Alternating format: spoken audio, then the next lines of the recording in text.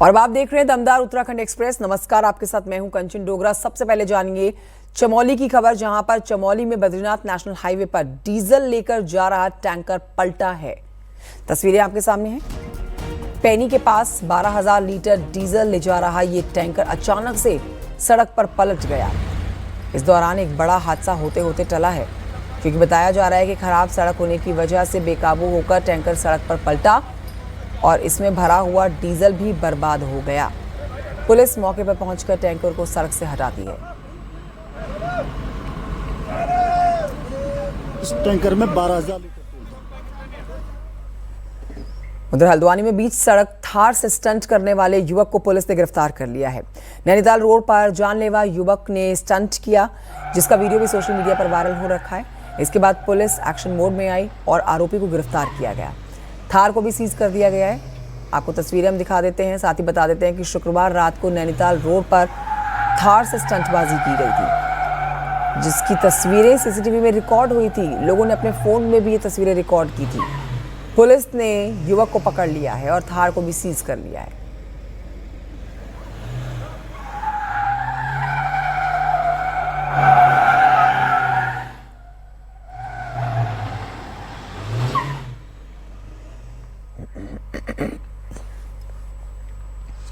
बढ़ते आगे मौसम की जानकारी आपको देते हैं। मौसम विभाग केंद्र ने उत्तराखंड में बारिश और बर्फबारी का अलर्ट जारी किया है। देहरादून, हरिद्वार, पौड़ी के कुछ इलाकों में बारिश की संभावना है, जबकि 3500 मीटर से ऊपर के इलाकों में बर्फबारी का अलर्ट है। मैदानी इलाकों में कोहरा लोगों के लिए मुसीबत बनेगा। घने कोहरे की वजह से गाड़ी चलने में लोगों को खासी दिक्कतें आएंगी।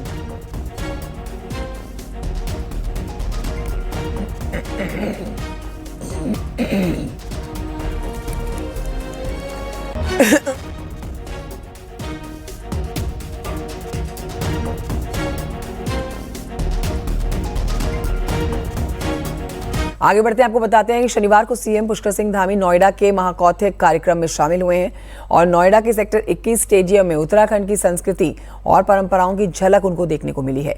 महाकौतिक कार्यक्रम में लोक कला, लोक संस्कृति और पारंपरिक व्यंजनों का शानदार प्रदर्शन हुआ। इस मौके पर सीएम धामी ने कहा है कि ऐसे कार्यक्रमों से कलाकारों को अपनी प्रतिभा दिखाने का बड़ा मंच मिलता है।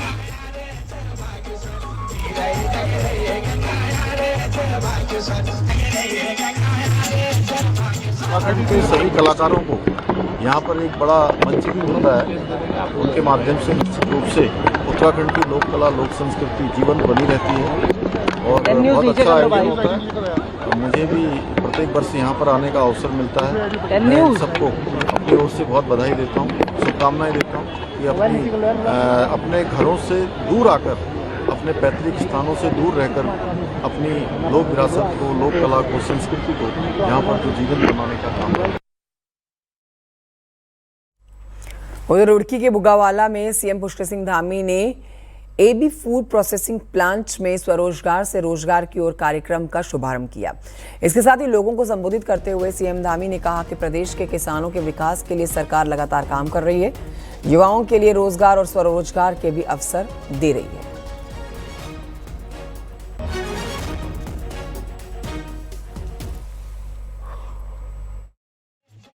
राज्य के अंदर कृषि और हॉर्टिकल्चर में, उद्यान के क्षेत्र में, बागवानी के क्षेत्र में बहुत शानदार काम हो रहा है। नवाचार के क्षेत्र में यहाँ भी मशरूम के उत्पादन में, अन्य अचारों के निर्माण में यहाँ के स्थानीय लोगों को साथ में लेकर ये नवाचार को और रोजगार को आगे बढ़ाया जा रहा है। ये बहुत अच्छा प्रयास है। राज्य के अंदर हम कृषि के क्षेत्र में, बागवानी के क्षेत्र में हमारे सभी किसान भाई लाभान्वित भी हों, उन्नत प्रकार की बागवानी करें, उन्नत प्रकार की कृषि करें। उसके लिए हमारी सरकार उनको सर्वोच्च प्राथमिकता देते हुए स्टेट मिलेट मिशन हो, फार्म मशीनरी बैंक योजना हो, हमारी एप्पल मिशन हो, कीवी मिशन हो, तिमूर मिशन हो या महक क्रांति हो, हमने अनेक काम अभी शुरू किए हैं। और ये बढ़ते हैं आगे, आपको बताते हैं कि देहरादून में बैडमिंटन प्रतियोगिता का शुभारंभ सीएम पुष्कर सिंह धामी ने किया। राज्य और केंद्र सरकार के विभागों के बीच होने वाली बैडमिंटन प्रतियोगिता का आयोजन उत्तराखंड सचिवालय बैडमिंटन क्लब पिछले 10 साल से करा रहा है और इस दौरान राज्य और केंद्र सरकार के विभाग बैडमिंटन का मैच खेलेंगे। इस मौके पर पहुंचे सीएम धामी ने भी बैडमिंटन खेला और खिलाड़ियों का उत्साह बढ़ाया।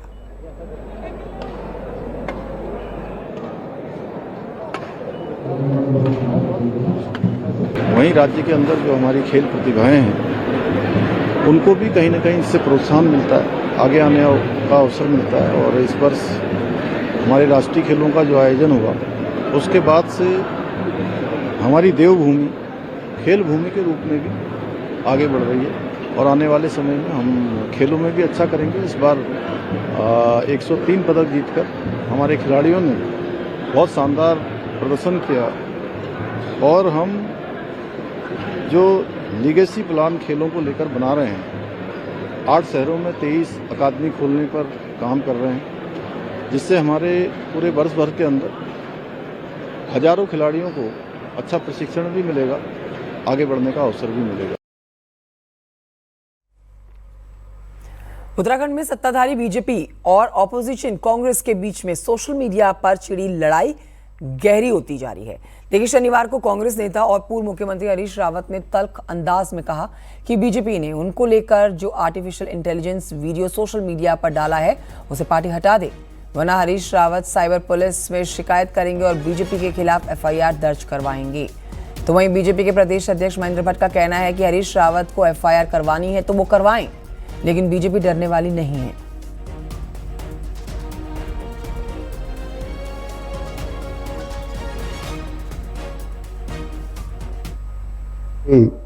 राजनीतिक प्रहार किया जाता है।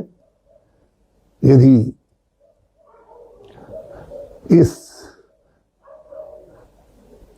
झूठ के लिए आपने क्षमा नहीं मांगी, इसको डिलीट नहीं किया, तो मुझे मजबूर होकर के आपके खिलाफ एफआईआर दर्ज करने के लिए थाने में जाना पड़ेगा।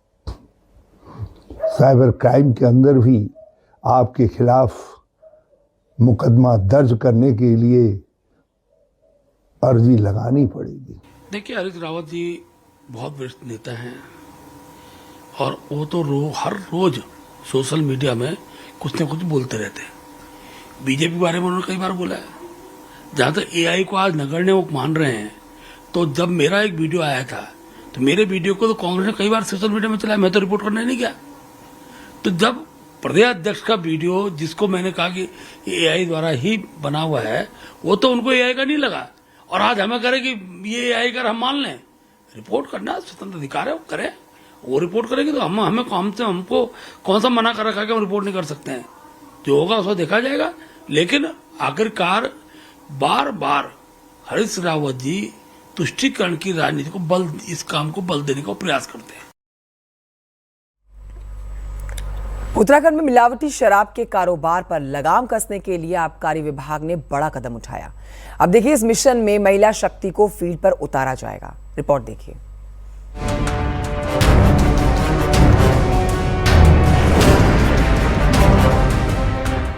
महंगी बोतल में सस्ती शराब और मिलावटखोरी का बढ़ता खेल। पिछले कुछ सालों में पड़ोसी राज्यों से तस्करी के कई मामले सामने आए। अब आबकारी विभाग ने इस गड़बड़ी को रोकने के लिए महिला इंस्पेक्टर और कांस्टेबल को जिम्मेदारी देने का फैसला किया है। नए साल से शुरू होने वाले इस प्लान के तहत 88 से ज्यादा महिला कांस्टेबल और इंस्पेक्टर को फील्ड में उतारा जाएगा। इन कमांडो को कड़ी ट्रेनिंग और फिजिकल ट्रेनिंग दी गई है ताकि ये हर चुनौती का डटकर सामना कर सकें। चैलेंजिंग तो है, लेकिन ऐसा नहीं है कि हम लोग नहीं कर सकते हैं। वहाँ पे फिजिकली में तो हमें स्ट्रांग बनाया गया है, लेकिन आगे भी जैसे अभी हम फील्ड में आ ही गए हैं हमें, तो अभी हमें जैसे रोड चेकिंग के लिए जा रहे हैं तो कोई ऐसा कोई डर वर तो नहीं लगता है। हम कॉन्फिडेंटली सारा काम कर रहे हैं। और गर्ल्स की भी बहुत जरूरी थी इस फील्ड में आना, क्योंकि आजकल आप देख रहे हैं कि इस तस्करी में, शराब की तस्करी में विमेन्स भी बड़ी एक्टिव हैं, तो गर्ल्स का होना मेरे तरफ से जरूरी है इस डिपार्टमेंट। अधिकारियों का कहना है कि इस बार भर्ती में महिलाओं ने बड़ी संख्या में परीक्षा पास की और चयनित हुई हैं। महिलाओं की बढ़ती भागीदारी को देखते हुए उन्हें फील्ड पर उतारा जा रहा है। डेफिनेटली बहुत अच्छा काम करेगी। बस ये है कि हम विभाग की ओर से हम उनको कैसे कितनी अच्छी ट्रेनिंग हम उनको दे दें, सभी रूल्स एंड रेगुलेशन की, लॉज की, उनकी चाहे मार्शल आर्ट हो, पर्सनल वेपन हैंडलिंग हो इत्यादि, जितना हम उन्हें ट्रेन करेंगे, जितना एक्सपोजर देंगे, लड़कियां उतना ही बेहतरी से काम करेंगी। इसमें कोई दो राय नहीं है, ना मुझे कोई डाउट। हर साल आबकारी विभाग का राजस्व टारगेट बढ़ता है। इस साल 16% की बढ़ोतरी दर्ज की गई है। ऐसे में उम्मीद है कि महिला शक्ति शराब के कारोबार में चल रही गड़बड़ियों को रोकने में अहम भूमिका निभाएंगी। न्यूज 18 के लिए देहरादून से भारती सकलानी की रिपोर्ट।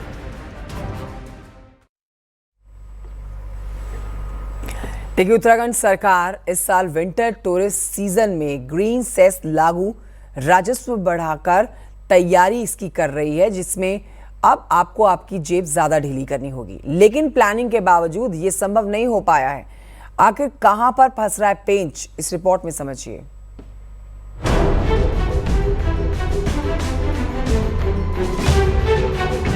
क्रिसमस और न्यू ईयर का समय उत्तराखंड में पर्यटन का पीक सीजन माना जाता है। सरकार चाहती थी कि बाहरी राज्यों से आने वाली गाड़ियों पर ग्रीन सेस लगाया जाए।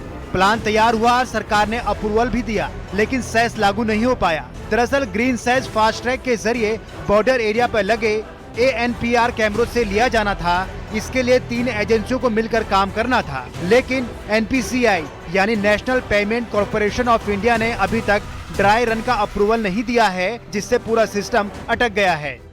केंद्र सरकार की जो संस्था है NPCI, वो भी इसमें इन्वॉल्व है।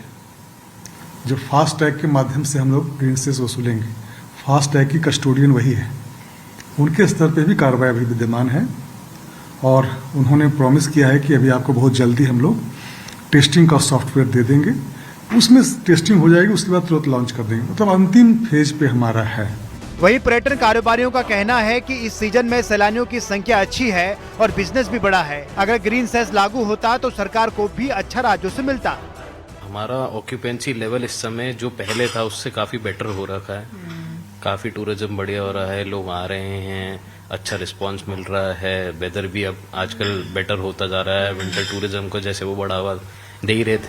अगर समय पर प्लानिंग के साथ काम किया गया होता तो सरकार को ग्रीन सेस से करोड़ों का राजस्व मिलता। फिलहाल अधिकारियों की ढिलाई से ये मौका हाथ से निकल गया है, जिस पर सीएम धामी ने भी नाराजगी जताई है।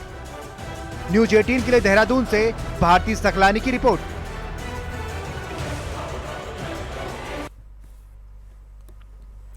उधर उधम सिंह नगर में रुद्रपुर में मनोज सरकार स्पोर्ट्स स्टेडियम में CFI ने नेशनल ट्रैक साइकिलिंग चैंपियनशिप का आयोजन किया, जिसमें 25 से ज्यादा राज्यों, सर्विसेज और रेलवे की टीम के खिलाड़ी शामिल हुए।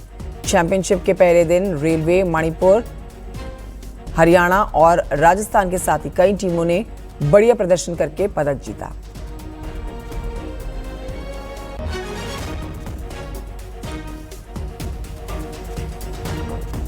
यहाँ पे करीब 600 से अधिक खिलाड़ी भारत के सभी राज्यों से, लद्दाख से लेके अरुणाचल, मणिपुर से गुजरात, सभी यहाँ पे शिरकत कर रहे हैं। और ये बहुत ही शानदार और बहुत ही टफ कंपटीशन देखने को मिल रहा है, जहाँ पे सिर्फ अब तो भारत के नहीं बल्कि जो हमारे अंतर्राष्ट्रीय स्तर के एशियन और जूनियर वर्ल्ड चैंपियन मेडलिस्ट जो लोग हैं वो भी इसमें शिरकत कर रहे हैं। क्रिसमस और नए साल के मौके पर साइबर अपराधी ठगी के नए नए तरीके अपना रहे हैं। ग्रीटिंग, ऑफर और डिजिटल गिफ्ट के नाम पर कैसे लोगों को फंसाया जा रहा है, आपको सावधान करती है रिपोर्ट, जरूर देखिए।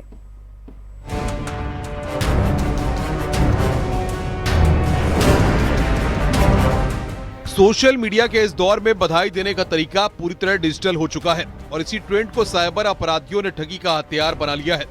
त्योहारों पर लोग व्हाट्सएप और सोशल मीडिया के जरिए डिजिटल ग्रीटिंग और एनिमेटेड कार्ड भेजते हैं, लेकिन इन ग्रीटिंग्स में खतरे का लिंक भी छुपा हो सकता है।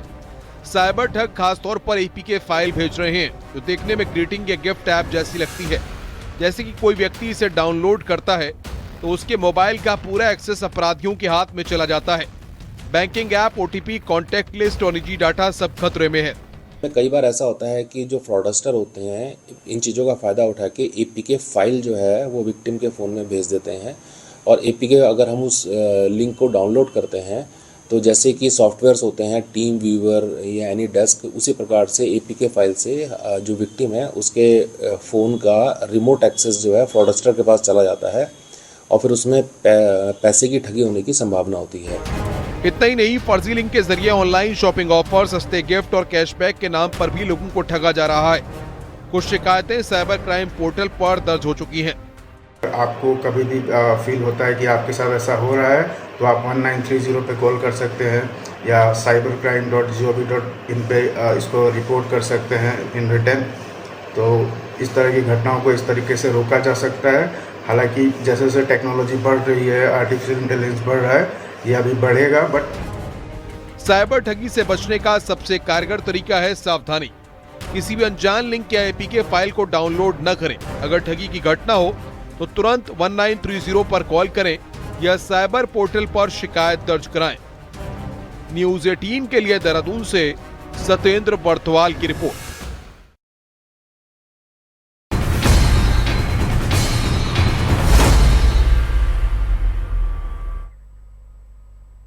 रुद्रप्रयाग से खबर अगली, जहां पर गुलदार दिखने से इलाके में लोगों में दहशत है। शाम होते ही गुलदार दिखने लगते हैं और रुद्रप्रयाग बाजार की सड़कों पर गुलदार चहलकदमी करते हुए साफ देखे गए हैं।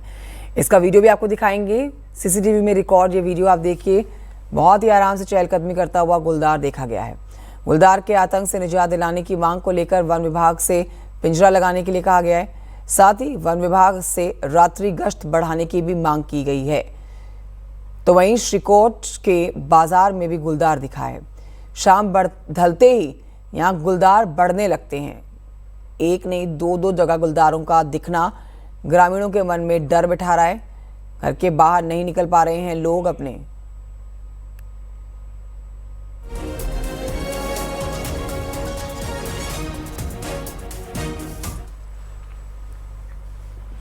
उधर अल्मोड़ा जिले में कई जगहों पर गुलदार का आतंक दिखने को मिला, जिसमें द्वाराहाट के ध्याड़ी गांव में वन विभाग ने पिंजरा लगाया था और इसमें गुलदार कैद हो गया। ग्रामीणों ने अब चैन की सांस ली है। कई जगहों पर अभी भी वन विभाग की तरफ से पिंजरा लगाया गया है। गुलदार लोगों को डरा रहा है और अब देखिए ऐसे में ये पकड़ा गया एक गुलदार, जिसके बाद कई और जगहों पर जो पिंजरे लगे हैं उसमें भी जल्द से जल्द गुलदारों के फंसने की उम्मीद है।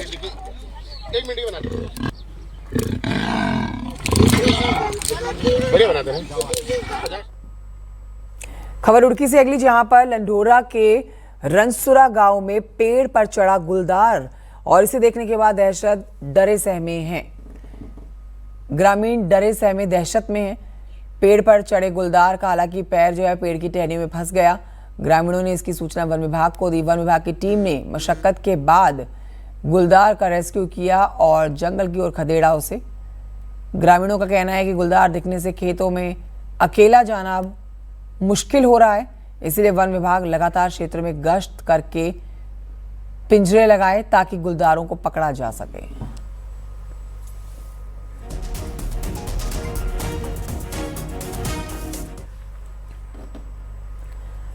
उत्तरकाशी के कई इलाकों में भालू का आतंक है, जिससे ग्रामीणों में दहशत का माहौल है।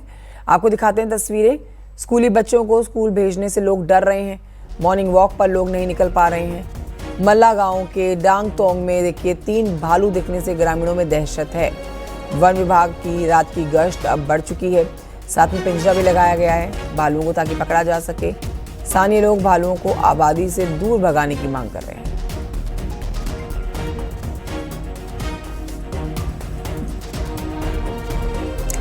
इंसानों और वन्यजीव संघर्ष के बीच में वन विभाग के लिए वैसे तो कई सारी चुनौतियां हैं, लेकिन सबसे बड़ी चुनौती ऐसे घायल जानवर हैं जिन्हें ना जंगल में छोड़ा जा सकता और ना ही किसी चिड़ियाघर में लोगों के दीदार के लिए।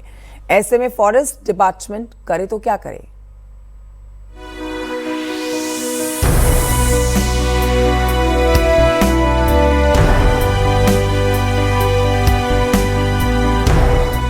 उत्तराखंड के 13 से 13 जिलों से लगातार मैन एनिमल कॉन्फ्लिक्ट यानी इंसानों के वन्य जीवों से संघर्ष की घटनाएं लगातार सामने आ रही हैं।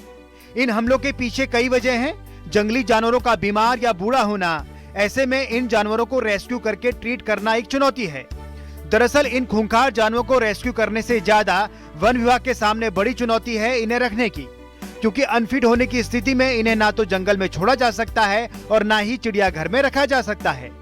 ऐसी स्थिति में चिड़ियापुर, ढेला, रानीबाग, अल्मोड़ा और देहरादून में फॉरेस्ट रेस्क्यू सेंटर ही इन्हें रखने की एकमात्र जगह बस्ती है। अभी भी हम कोई जानवर रेस्क्यू करते हैं तो उसको प्रथम दृष्टया हमारे डॉक्टर्स की टीम है, उनके द्वारा उसको चेक किया जाता है कि इस जानवर को पुनः जंगल में छोड़ा जा सकता है अथवा नहीं छोड़ा जा सकता है। उसके उपरांत मुख्य वन्यजीव प्रतिपालक को अपनी राय दी जाती है। उसके उपरांत वो जो भी निर्णय लेते हैं कि इसको रेस्क्यू सेंटर में रखना है या जू में रखना है, उसकी कंडीशन को देखते हुए उनके द्वारा निर्णय लिया जाता है। सेंट्रल जू अथॉरिटी की गाइडलाइन के मुताबिक किसी भी चिड़ियाघर में फिट जानवरों को ही पर्यटकों के दीदार के लिए रखा जा सकता है। साथ ही रेस्क्यू के लिए जानवर भी फिट होने की स्थिति में ही जंगल में छोड़े जा सकते हैं।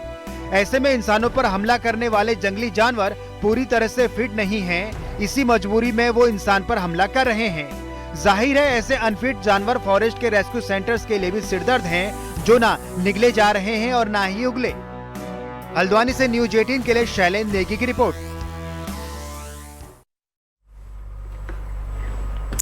इसी के साथ बुलेटिन में इतना ही। वक्त छोटे से ब्रेक का, लेकिन ब्रेक पर जाने से पहले जल्दी से एक नजर डालिए पहाड़ टॉप 10 पर।